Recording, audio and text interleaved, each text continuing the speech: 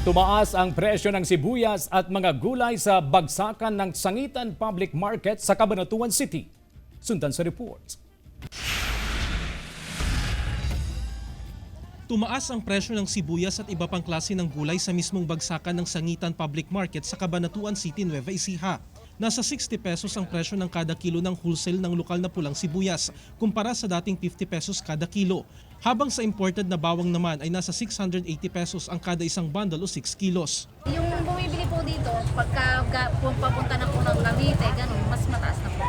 Ang mga lokal na pulang sibuyas ay galing pa raw sa mga storage facility at ang puting sibuyas pa lamang ang imported sa ngayon. At dahil papalapit ang Pasko, ay posible pa raw gumalaw ang presyo ng sibuyas at bawang. Kung kaya't nagiging pahirapan din daw ang pagbebenta ng mga tindera kapag tumataas ang presyo ng kanilang produkto. Mas mababa po, tumaas na lang po ngayon.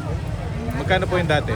Dati po 50, white na po, Ngayon po, 60. Bukod sa sibuyas at bawang, tumaas din ang iba pang gulay. Ang sitaw na haba, nasa 130 pesos ang kada isang big kiss, habang naglalaro naman sa 100 pesos ang kada big kiss ng native na sitaw. Ang pagtaas ng presyo ng gulay ay epekto umano ng mga nagdaang bagyo. Dalawang bagyong lumipas. Boss, ang gulay. so kulang po na supply. Kaya Kulang. nagpahalo.